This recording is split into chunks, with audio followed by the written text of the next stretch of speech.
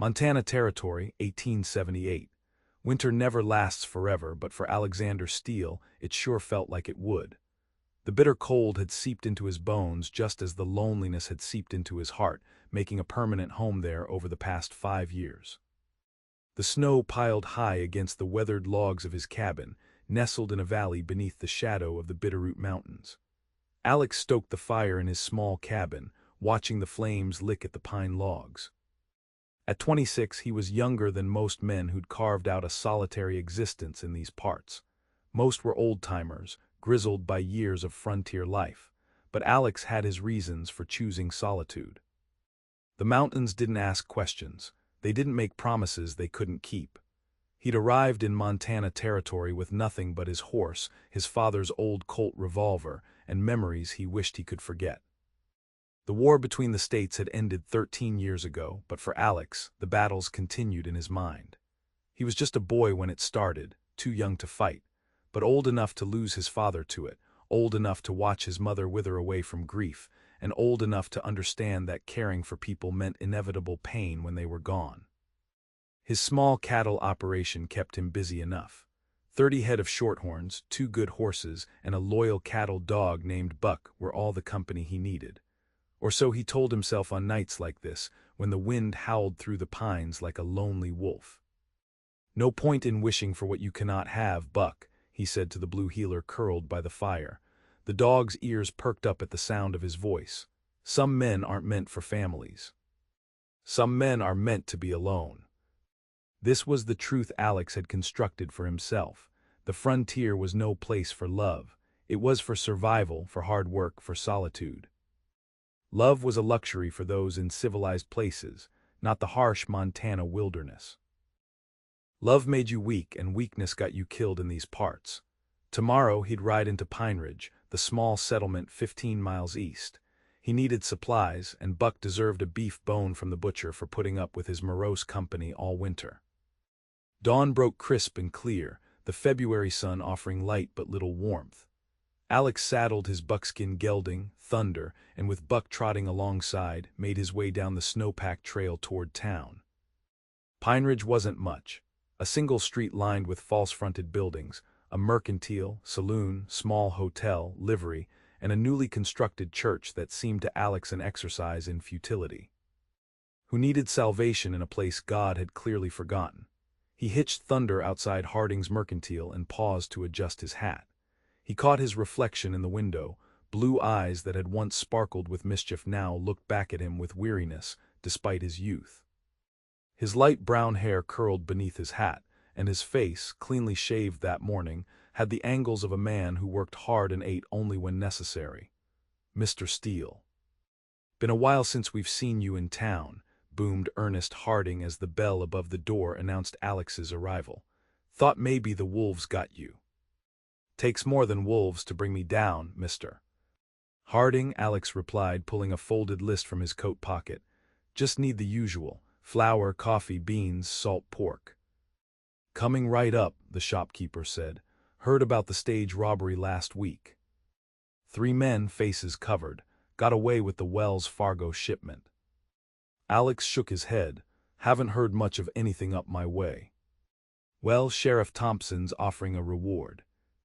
Thought a man with your tracking skills might be interested." "I track cattle, Mr. Harding, not outlaws."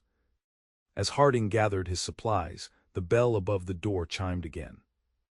Alex didn't turn until he heard a soft feminine voice that seemed out of place in the rough surroundings. "Excuse me, Mr. Harding. I was told you might have received my trunk on yesterday's stage." Alex turned to see a young woman he'd never encountered before. She couldn't have been more than 22, with golden hair pulled back in a neat bun beneath a modest bonnet. Her dress, though dusty from travel, was of fine blue calico, tailored in a style that marked her as someone from back east.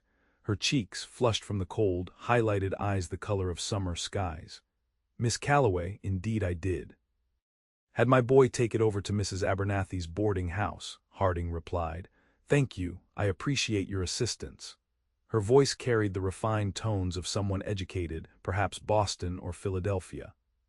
She glanced at Alex, offering a polite nod before turning back to Harding. I was also wondering if you received any responses to my advertisement for teaching positions. Not yet, miss.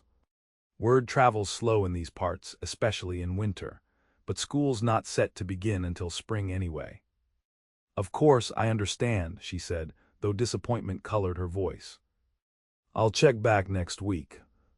As she turned to leave, her gloved hand reached for the door at the same moment a gust of wind blew it open. The force nearly knocked her off balance. Alex moved instinctively, catching her elbow to steady her.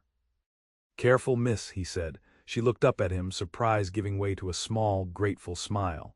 Thank you, Mr. Steele, Alexander Steele. Zara Calloway, she replied. Pleasure to meet you. Their eyes held for a moment longer than propriety dictated before she stepped back, smoothing her skirts with an embarrassed gesture. The Montana wind is certainly more forceful than I was led to believe. Among other things, Alex replied. You're new to Pineridge. It wasn't a question, but she answered anyway.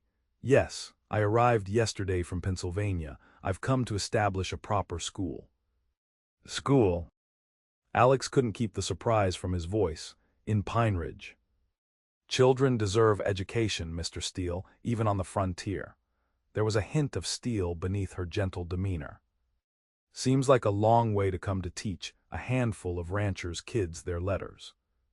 A flash of something, determination, perhaps, crossed her face. Every child deserves the opportunity to better themselves through education. Now, if you'll excuse me. She nodded politely and stepped out into the cold, leaving Alex with the strange sensation that something fundamental had shifted in his world. Pretty, isn't she? Harding remarked, bringing Alex back to the present. Arrived on yesterday's stage all by herself, causing quite a stir among the unmarried men in town. I didn't notice, Alex lied. Harding chuckled. Course not, that'll be $4.35 for your supplies. Alex paid and gathered his goods, trying to push thoughts of the schoolteacher from his mind. Women like her, educated, refined, didn't last long in places like Pineridge. They came with grand ideas about civilization and left when reality proved harsher than their dreams. She'd be gone by spring, back to her comfortable Eastern life. As he stepped outside, he spotted her again, struggling to navigate the muddy, half-frozen street in her city boots. Without thinking, he whistled for Buck, who had been waiting patiently, and approached her. Miss Calloway, he called. She turned, surprise evident on her face. Mr. Steele. Where are you headed? He nodded at the packages in her arms. Mrs. Abernathy's boarding house. It's just down past the livery, I know. He gestured to the mud. Those boots weren't made for Montana. She glanced down and smiled ruefully. No, I suppose they weren't. I have more practical ones in my trunk, but... Allow me, he held out his arm. Buck and I are heading that direction. She hesitated only briefly before accepting. Thank you, that's very kind. They walked in awkward silence for a few moments before she spoke again. Have you lived in Pineridge long, Mr. Steele? 5 years, but my place is outside town. I have a small ranch in the valley. A cattleman, then? He nodded. Nothing grand, just enough to keep me in coffee and ammunition. And you manage it alone? There was curiosity in her voice, not judgment. Just me and Buck here. At the sound of his name, the blue heeler looked up. He's worth 2 cowboys on a good day. She smiled at that, and something tightened in Alex's chest. It had been a long time since he'd seen a smile like hers, genuine, warm. And you? He asked, surprising himself by continuing the conversation. Teaching school seems a lonely venture to undertake so far from home. A shadow passed over her face. I suppose we all have our reasons for seeking new beginnings, Mr. Steele. They reached the boarding house, a 2-story clapboard building with lace curtains visible through the windows, Mrs. Abernathy's attempt at Eastern refinement. Thank you for your assistance, Miss Calloway said, retrieving her arm from his. Miss Calloway, he said, tipping his hat, good luck with your school. She studied him for a moment. Perhaps you could come by once it's established. I'm sure the children would be interested in learning about ranching. I doubt I'd have much to teach that they don't already know. You might be surprised at how much we can learn from each other, Mr. Steele. With that, she turned and climbed the steps to the boarding house, leaving Alex with the unsettling feeling that he'd just encountered something more dangerous than any mountain lion or blizzard he'd faced. Over the next few weeks, Alex found himself inventing reasons to visit Pineridge. He needed nails. He should check the mail, though he rarely received any. The general store might have gotten in new wool blankets. Each time he caught glimpses of Miss Calloway, Zara, moving about town with purpose, speaking with families, examining the abandoned cabin at the edge of town that the town council had designated as a potential schoolhouse. It was during his third such visit that he found himself actually speaking to her again. He was leaving the saloon after a rare glass of whiskey when he spotted her struggling with a heavy trunk outside the vacant building that was to become the schoolhouse. "Need a hand with that, Miss Calloway?" he asked, approaching with his hat in his hands. She looked up, a strand of golden hair falling across her face. Today she wore a practical brown dress, her sleeves rolled up as she worked. At 22, she had the determined look of a woman with a mission. "Mr. Steele, how fortunate," she said, brushing the hair from her face. "This trunk contains books donated by my former students in Philadelphia. I'm afraid it's rather heavy." Without another word, he lifted the trunk easily and carried it inside the dusty building. The interior was sparse, a few rough-hewn benches, a table that would serve as a desk, and a small pot-bellied stove. "It's not much," she said, following him inside, "but it will be a proper school once I've finished with it." He set the trunk down where she indicated. "It needs work, roof leaks, floors uneven. Windows need reglazing." "Yes, the town council mentioned repairs would be necessary. They've promised to send someone, but," she sighed, "I believe everyone is quite busy with spring preparations." Alex looked around, mentally cataloging the work needed. He should leave, this wasn't his concern, and yet, "I could take a look at it," he heard himself saying, "make some repairs." Her eyes widened. "I couldn't possibly impose." "It's no imposition, I'm handy with tools," he shrugged. "Comes with ranching." "I can't pay much," she admitted. "The school budget is quite limited." "I'm not asking for payment." A smile bloomed on her face, transforming it. "Then I accept your kind offer, Mr. Steele, though I insist on providing lunch when you work." "Fair enough," he replied, wondering what he was getting himself into. Over the next 2 weeks, Alex spent more time in town than he had in the previous 5 years combined. He repaired the schoolhouse roof, replaced broken window panes, mended the floor, and built proper desks from lumber ordered from the sawmill. All the while, Zara worked alongside him, cleaning, organizing books, and planning lessons. He learned that she had come from a respected family in Philadelphia, that she had taught in a private school for girls, and that she had a particular fondness for poetry. What she didn't share was why she had left it all behind for the Montana Territory. "Whitman understands the American spirit better than most," she said one afternoon as they ate the lunch she'd brought, hearty beef sandwiches and apple pie from Mrs. Abernathy's kitchen.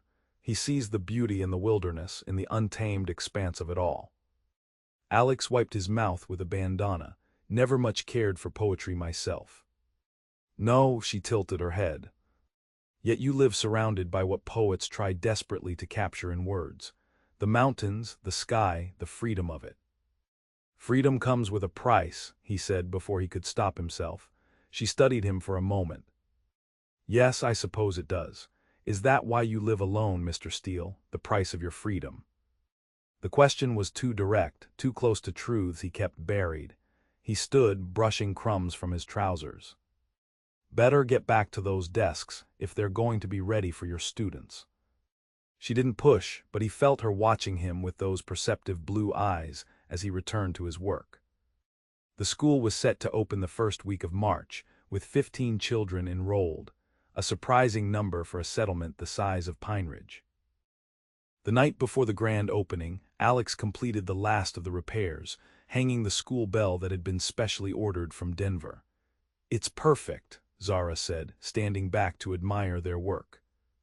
The The transformed building now bore little resemblance to the abandoned cabin it had been. Fresh white paint covered the exterior, neat curtains hung at the windows, and rows of desks awaited eager students. "It'll do," Alex replied, though he felt an unexpected pride in what they'd accomplished. "I don't know how to thank you properly, Mr. Steele." "Alexander," he said suddenly. "My friends call me Alex." She smiled, Alex then. "And you must call me Zara." An awkward silence fell between them. The work was done. There was no reason for him to keep coming to town, no reason to see her again except in passing. "I should head back." "Got an early start tomorrow." He reached for his hat. "Of course," she said, disappointment evident in her voice. "Will you come to the school opening? The whole town is invited. There's to be a picnic afterward." He hesitated. Social gatherings weren't his habit. "I have the cattle to tend." "Just until spring," she said suddenly. "Stay until spring. Help me get the school established properly. The children would benefit from a man's perspective, especially one who knows the land as you do." He looked at her, trying to understand what she was really asking. "Just until spring," she repeated softly. "Then, if you wish to return to your solitude, I won't try to stop you." Something about the way she said it, as if she understood his need for space while gently challenging it, broke through his carefully constructed walls. "Until spring," he agreed, not fully understanding why. "I'll come by once a week, show the older boys how to track, maybe teach them about caring for livestock." Her smile was like sunrise breaking over the mountains. "Thank you, Alex, until spring, then." As he rode back to his cabin that night, the phrase echoed in his mind, just until spring. But spring in Montana was a fickle thing. Sometimes winter held on well into May, refusing to release its grip on the land. Little did he know how prophetic that thought would be. The school opening drew nearly everyone in Pineridge. Families arrived in wagons, on horseback, and on foot. The mayor gave a speech about progress and civilization, while the children fidgeted in their Sunday best, eager to explore their new schoolhouse. Alex stood at the back of the crowd, uncomfortable with the attention his presence drew. He wasn't known for socializing, and several people expressed surprise at seeing him there. "Steele. Didn't expect to see you in town for a gathering," Sheriff Thompson remarked, approaching with a cup of coffee. "Miss Calloway asked me to help with some repairs," Alex replied, watching as Zara guided children and parents through the schoolhouse, her face animated with excitement. The sheriff followed his gaze and chuckled. "Ah, I see. Pretty thing, isn't she? Half the unmarried men in the county have suddenly developed an interest in education." Alex felt an unexpected surge of jealousy. "She's a dedicated teacher. This town's lucky to have her." "That we are, though how long she'll stay is anyone's guess. Women like her don't usually settle for frontier life, too rough, too isolated." Thompson sipped his coffee. "Speaking of isolation, heard any news of those stage robbers operating north of here? They hit another coach last week." Alex shook his head. "I mind my own business, Sheriff." "Well, if you see anything suspicious up your way, let me know." 3 men, all armed, all dangerous. Before Alex could respond, Zara approached, her cheeks flushed with excitement. "Mr. Steele, I'm so glad you came. The children are eager to meet you. I've told them all about our resident rancher, who might teach them about tracking and animal husbandry." Sheriff Thompson tipped his hat with a knowing smile and moved away, leaving Alex feeling exposed under Zara's bright gaze. "I'm not much for crowds," he admitted. "They'll calm down soon." "Most are here for the free food," she said with a conspiratorial whisper that made him smile despite himself. "Come, let me introduce you to some of your future students." Before he could protest, she had taken his arm and was leading him toward a group of boys ranging in age from about 8 to 14. They looked at him with undisguised curiosity, no doubt having heard stories about the solitary rancher who rarely came to town. "Boys, this is Mr. Steele. He's going to be teaching you about ranching and survival skills once a week." "Can you really track anything, mister?" asked the oldest boy, a gangly youth with a shock of red hair. "Not anything, but most things that leave a mark." "Can you shoot a rifle?" another boy piped up, Tommy Henderson, that's hardly an appropriate question, Zara admonished. It's all right, Alex said. Yes, I can shoot a rifle. But there's more to surviving out here than shooting. You need to know the land, read the weather, understand animals both wild and domestic. The boys looked suitably impressed, and Alex found himself unexpectedly enjoying their eager questions. When had he last spoken to anyone with such enthusiasm? Perhaps never. As promised, he returned the following week to give his first lesson. Zara had arranged for the older boys to spend the afternoon with him while she continued regular lessons with the younger children and girls. Alex took them to the edge of town, showing them how to identify various animal tracks in the melting snow, how to tell how old the tracks were, and how to predict where the animal might be headed. "Why's this useful if we ain't hunting?" asked Tommy Henderson, clearly the skeptic of the group. "Because tracking isn't just for hunting," Alex explained patiently. "It's about reading the world around you. Those clouds gathering to the north, what do they tell you?" The boys looked up uncertain. "Storm coming," Alex continued. "Probably snow by nightfall, the way the birds have gone quiet." "They know it too. The fox tracks leading straight for cover rather than meandering while hunting. He sensed it before we did." Understanding dawned on their young faces. Everything out here is connected. Learn to read those connections, and you'll never be caught unprepared. When they returned to the schoolhouse, Zara was waiting with the rest of the students.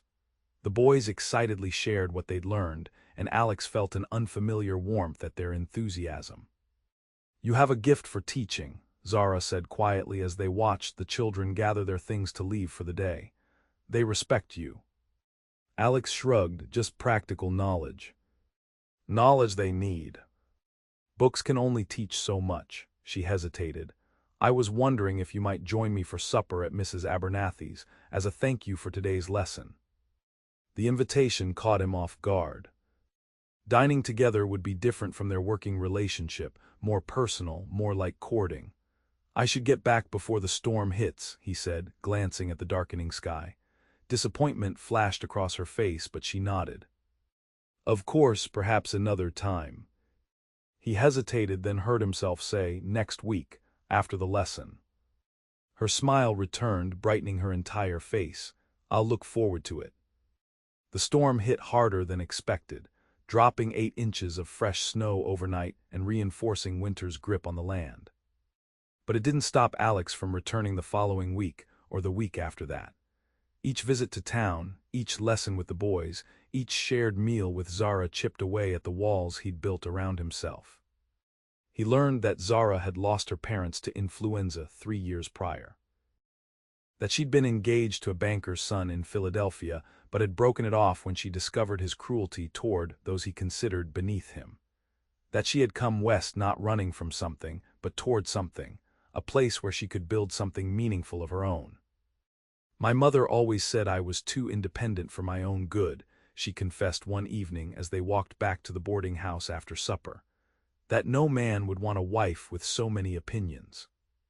"Your mother was wrong," Alex said before he could think better of it. "A woman with her own mind is admirable."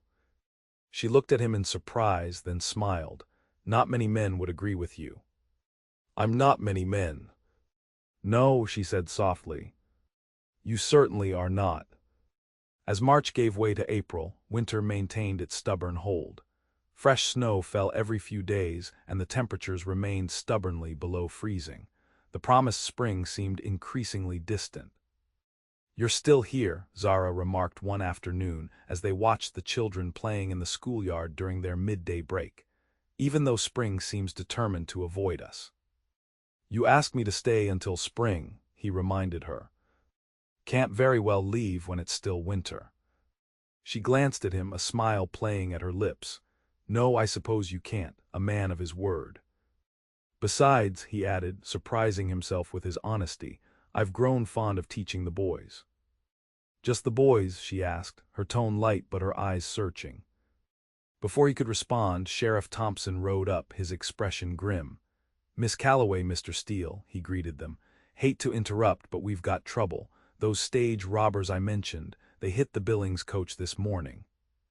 Shot the driver, he's alive but barely. How terrible, Zara gasped. Is there anything we can do? Keep an eye out, they were headed this direction, 3 men all armed. The sheriff turned to Alex. Steele, your place is isolated. Might be a good idea to stay in town for a few days. Alex stiffened. I appreciate the concern, Sheriff, but I can handle myself. Your funeral, Thompson shrugged. Just be careful. These men are desperate and dangerous. After the sheriff rode off, Zara turned to Alex, concern evident in her eyes. Perhaps you should consider his advice, at least for a night or two. I've got livestock to tend, he said, though the thought of staying in town near her was temptingly appealing. Then I'll ride out with you, she declared. Help you secure things, then you can return with me. He stared at her, momentarily speechless. That's not appropriate, Miss Calloway. Propriety seems less important than safety, mister. Steele, her chin lifted in that stubborn way he'd come to recognize. Besides, I'm curious to see this ranch of yours. You've spoken so little of it. It's nothing special, he warned. Just a cabin and some cattle. It's your home, she said simply. That makes it special. He knew he should refuse. Taking an unmarried woman to his isolated cabin, even briefly, could damage her reputation. But the thought of showing her the place he'd built, the life he'd carved out of the wilderness, was surprisingly compelling. We'd need to leave soon to make it there and back before dark, he said finally. Her smile was worth any risk to his solitary habits. I'll get my coat. The ride to his ranch took longer than usual with the muddy, half-frozen roads. Zara rode side saddle on a gentle mare borrowed from the livery, handling the animal with unexpected skill. My father insisted I learn to ride properly, she explained when he commented on her abilities. He said a lady should be able to handle a horse with grace, though he preferred I not gallop. Did you obey? He asked, already suspecting the answer. Her laugh confirmed it. What do you think? I used to race my cousins across our family's estate when no one was watching. As they crested the final rise before his ranch, Alex felt a strange mixture of pride and self-consciousness. The place wasn't much, a sturdily built log cabin, a barn, corrals, and a smokehouse. His small herd of cattle grazed in the meadow below, seemingly unbothered by the lingering patches of snow. It's beautiful, Zara said, taking in the vista. The cabin sat against a backdrop of pine-covered mountains, a small stream running nearby. So peaceful. It serves its purpose, he replied, though her appreciation warmed him. They rode down to the cabin, where Buck greeted them enthusiastically, clearly happy to see his master and curious about the visitor. This is Zara, Alex told the dog, who immediately offered his paw to her, making her laugh. He's well-mannered for a cattle dog, she remarked, dismounting with Alex's assistance. Better mannered than his owner, most likely. He hesitated. Would you like to come inside? I should get some things if I'm to stay in town. The interior of his cabin was simple but neat. A stone fireplace dominated one wall, a rough-hewn table and chairs occupied the center, and a curtained-off area in the back concealed his bed. Shelves held the few books he owned, along with practical items needed for frontier life. Zara moved around the space, taking it in. It's exactly as I imagined, she said. Practical, sturdy. Like its owner, he asked with a rare smile. Precisely. She paused at the small shelf of books. Thoreau, I wouldn't have guessed. He felt his cheeks warm. My father's copy. He was more educated than me. I don't believe that for a moment, Alexander Steele. Education comes in many forms. She ran her fingers along the spine of Walden. Thoreau would approve of your life here. Deliberate living, self-reliance. Isolation, he added. She turned to face him. Is that what you want, true isolation? The question hung between them, weighted with meaning neither had fully acknowledged. Before he could answer, Buck began barking outside, not his usual welcome, but a warning. Alex moved to the window. 3 riders were approaching the cabin, their horses moving at a walk.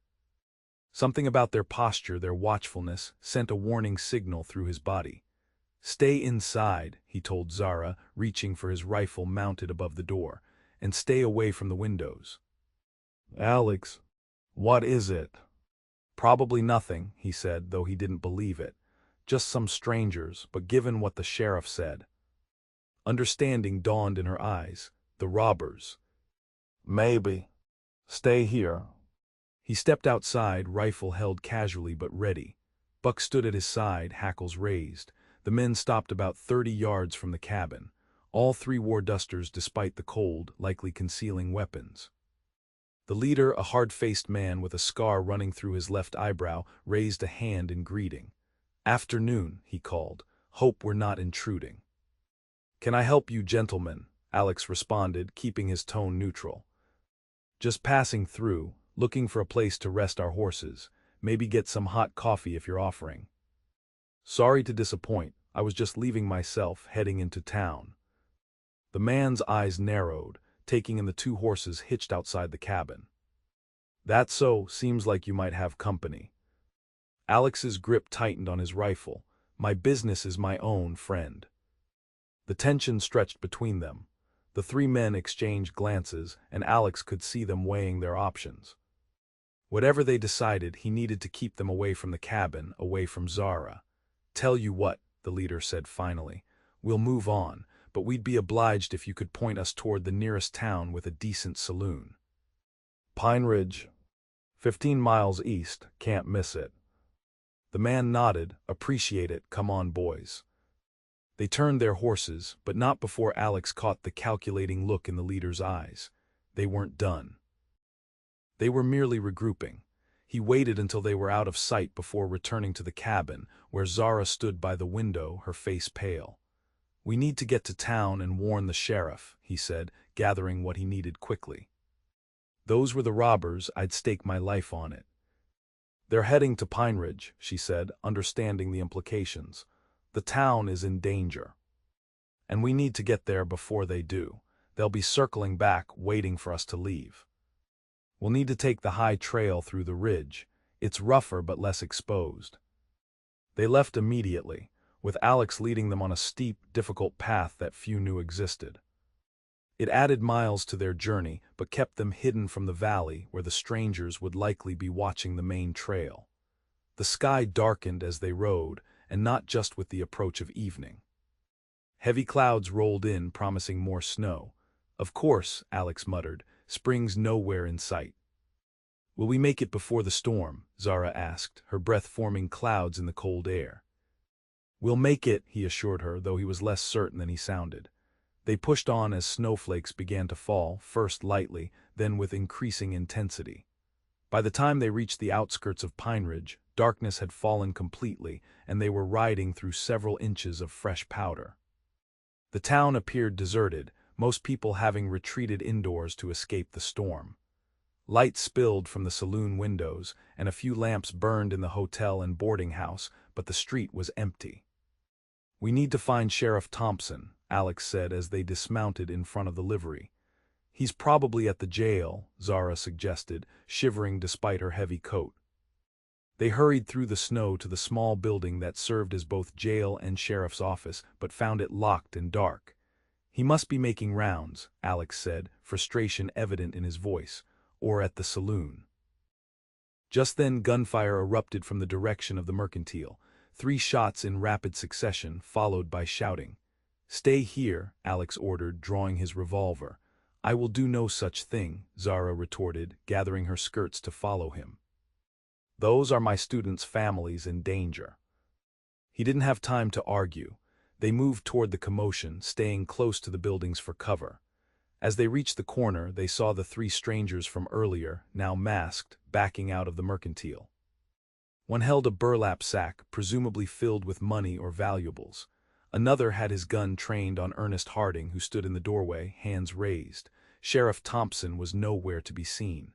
"We need to get help," Zara whispered. Before Alex could respond, Harding made a sudden move, perhaps reaching for a hidden weapon. The robber fired without hesitation. The storekeeper crumpled to the ground. "No!" Zara's horrified cry drew the attention of the outlaws. The leader swung around, his gun now pointing in their direction. "Well, look who made it to town after all, the rancher and his lady friend." Alex stepped in front of Zara. You don't want to do this. The whole town will be alerted by that gunshot. Then we'd best be quick about it, the man replied. Toss your gun and we might let the lady live. Alex knew they had no intention of leaving witnesses. His mind raced, calculating angles, distances, possibilities. Suddenly, a shot rang out from behind the outlaws. Sheriff Thompson stood at the other end of the street, revolver raised. Drop your weapons, he shouted. The moment of distraction was all Alex needed. He pushed Zara into the shelter of a nearby doorway and fired in one smooth motion. His bullet caught the leader in the shoulder, spinning him around. The other two returned fire, forcing Alex to duck for cover. Gunfire echoed through the snowy street as Sheriff Thompson exchanged shots with the outlaws. One of the robbers fell, clutching his leg. The other two retreated, firing as they went. They mounted their waiting horses and fled, disappearing into the snowstorm. They're heading north, Thompson shouted. Steele helped me form a posse. But Alex was already at Zara's side, checking her for injuries. Are you hurt? She shook her head, her face pale but composed. Mr. Harding, we need to help him. Together they rushed to the storekeeper's side. The bullet had struck his upper chest, and blood stained the snow beneath him crimson. Get the doctor, Alex told a bystander who had emerged from the saloon. To Harding he said, hang on, Ernest, help's coming. The wounded man gripped his arm. My wife, tell her. You'll tell her yourself, Zara said firmly, pressing her shawl against the wound to staunch the bleeding. Just stay with us. Dr. Matthews arrived minutes later, taking charge of the situation. He directed Alex and another man to carry Harding to his office across the street.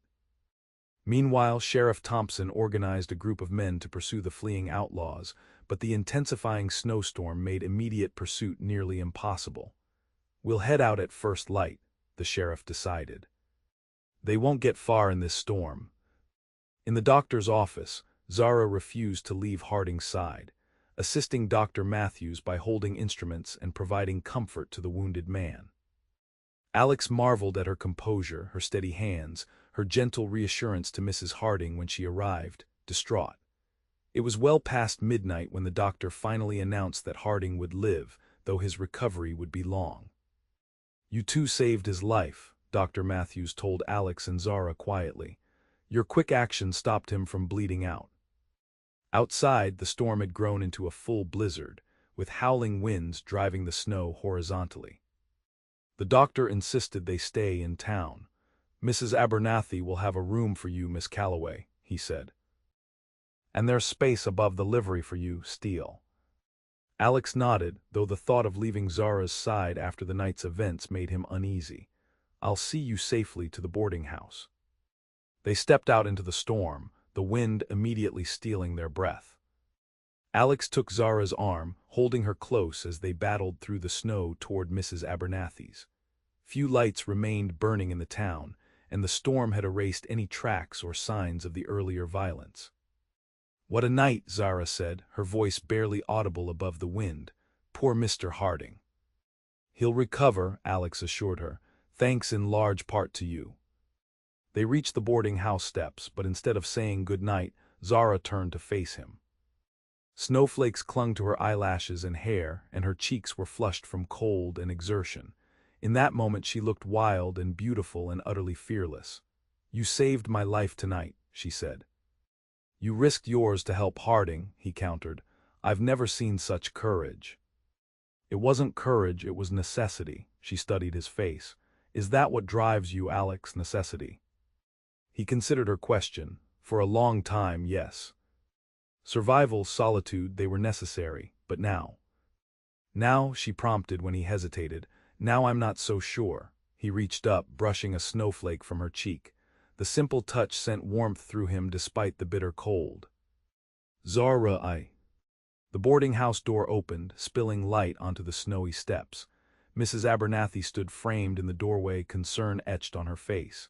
Miss Calloway, Mr. Steele, thank the Lord you're safe. I heard about the shooting. Come in before you catch your death. The moment broken, Alex stepped back. Good night, Miss Calloway. "Good night, Mr. Steele," she replied, but her eyes held promises neither had yet spoken aloud. He watched until she was safely inside before turning toward the livery, the wind at his back now as if urging him toward decisions he wasn't yet ready to make. The blizzard lasted 3 days, burying Pineridge under nearly 2 feet of snow. The outlaws escaped, their tracks erased by the storm, though Sheriff Thompson promised they wouldn't get far with winter roads making travel difficult. Zara reopened the school as soon as the paths were cleared enough for children to attend. Alex, unable to return to his ranch due to the impassable roads, found himself helping where needed, clearing snow, delivering supplies to the elderly, checking on outlying farms when the sheriff was occupied. Each evening he and Zara would meet for supper, either at the boarding house or the small cafe near the hotel. They spoke of everything and nothing, her student's progress, his concern for his cattle, though he'd arranged for a neighboring rancher to check on them, books they'd read, dreams they'd harbored. "I always wanted to see the ocean," she confessed one evening, "to stand at the edge of the continent and look out at endless water." "I've never seen it either," he admitted. "My father spoke of it. He was a ship's carpenter before he settled in Kentucky." "Perhaps someday," she said, her eyes meeting his across the table, and he found himself imagining a future he'd never dared contemplate before. Spring remained elusive. April progressed with temperatures still below freezing most days, the snow melting only to be replaced by fresh falls. The old-timers called it the longest winter in memory, just until spring became their private joke. Each time he mentioned returning to his ranch once the weather cleared, she would smile and say, "But it's still winter, Mr. Steele. Our agreement stands until spring arrives." And he would find himself agreeing to stay another day, another week, his heart lightening each time. It was during this strange, suspended time that Alex realized what was happening. He was falling in love with Zara Calloway. Perhaps had been since the moment she declared her intention to educate frontier children. Her determination, her courage, her gentle strength, all had worked their way past his defenses, warming the cold places inside him that he'd thought permanently frozen. The realization terrified him. Love meant vulnerability, and vulnerability meant pain. His parents had taught him that lesson all too well, his father's death, his mother's subsequent decline. Loving someone meant eventually losing them, either to death or disappointment. But even as these fears circulated, he found himself drawn to her like a compass to true north. When she smiled at him across the schoolroom, when her hand brushed his as they walked through town, when she spoke passionately about her students' futures, he felt something within him shifting, rearranging, making space for possibilities he'd long denied himself. One evening in late April, with the temperature finally warming enough to hint at spring's arrival, they walked together after supper. The snow was melting, creating rivulets that ran along the muddy street. "Sheriff Thompson received a telegram today," Zara said. "They've captured the outlaws in Helena, all 3 of them." "That's good news," Alex replied. "The town can rest easier now." "Yes," she hesitated. "And the roads to your ranch should be passable soon." He glanced at her, hearing the unasked question. "I suppose they will be." "Our agreement was until spring," she reminded him, her tone light though her eyes were serious. "And it seems spring might finally be arriving." "Might be," he agreed, "though Montana weather is unpredictable, could snow again tomorrow." She smiled at that. "Are you hoping for more snow, Mr. Steele?" "Perhaps I am, Miss Calloway." They stopped at the edge of town, where the buildings gave way to open country. The setting sun cast long shadows across the melting snow, turning the world gold and blue. "I've been thinking," she said after a moment of companionable silence, "about what happens when spring truly arrives." "Have you?" His heart quickened. "Yes, and I find myself reluctant to release you from our agreement." She turned to face him, her expression open and vulnerable in a way that made his breath catch. "The truth is, Alexander Steele, I've grown accustomed to your company. More than accustomed, I've grown to depend upon it, to look forward to it each day." He stood very still, afraid that any movement might break the fragile moment between them. "Zara, Please let me finish before my courage fails. She took a deep breath. I understand your preference for solitude, I respect it even, but I find myself wondering if there might be room in that solitude or someone who values independence as much as you do. Someone who would never seek to change your nature, but might hope to share in your life. The words he'd kept locked inside for weeks, months perhaps, finally broke free. I've been alone because I believed that was safer. That caring for someone meant inevitable pain when they were gone. He took her gloved hand in his. But these past months with you have shown me there are worse pains than loss, the pain of never knowing what might have been. The pain of a life half-lived out of fear. Hope bloomed in her eyes. What are you saying, Alex? I'm saying that I don't want our agreement to end with spring. I don't want it to end at all. His voice grew husky with emotion. I love you, Zara Calloway. I love your determination, your courage, your gentle heart. And if you'll have me, I'd like to build a life with you, whether here in town or out at my ranch or wherever you wish to go. Tears spilled onto her cheeks, glittering in the fading light. I love you too. I think I have since you first offered to repair my schoolhouse roof. He pulled her close then, propriety be damned. Their kiss was tentative at first, then deepening with all the emotion they'd held in check for months. When they finally parted, both breathless, she laughed softly. Mrs. Abernathy will be scandalized if she sees us. Let her be, he murmured, reluctant to release her, though I suppose I should do this properly. Before she could ask what he meant, he lowered himself to one knee in the muddy street, still holding her hand. Zara Calloway, would you do me the honor of becoming my wife, of building a life with me, wherever that may lead us? Yes, she said without hesitation. Yes, with all my heart. As if nature itself approved of their union, the next morning dawned clear and warm, the first truly spring-like day of the year. The snow began melting in earnest, revealing patches of green beneath. Birds returned, singing from trees that showed the first hints of budding leaves. They were married 2 weeks later in the schoolhouse they had restored together. The entire town attended, along with ranchers from the surrounding area. Even Ernest Harding, still recovering from his wound, insisted on being present, supported by his wife. Zara wore a simple white dress with blue ribbons that matched her eyes, and Alex wore the only suit he owned, purchased years ago for his mother's funeral, but now reclaimed for a happier occasion. Buck served as ring-bearer, carrying the simple gold bands on a small pillow tied to his collar, to the delight of Zara's students. Their vows were simple but heartfelt, promises to support each other's independence while building a shared life, to face whatever came, blizzards, outlaws, or ordinary days, together. I spent 5 years alone because I believed that was all I deserved, all I could hope for, Alex said, his voice steady despite the emotion behind his words. You showed me a different truth. That even on the frontier, perhaps especially here, hearts need not be frozen. That spring comes, even after the longest winter. Zara's vows brought tears to many eyes. I came west searching for purpose, for a place to make a difference. I found that in my school, in my students.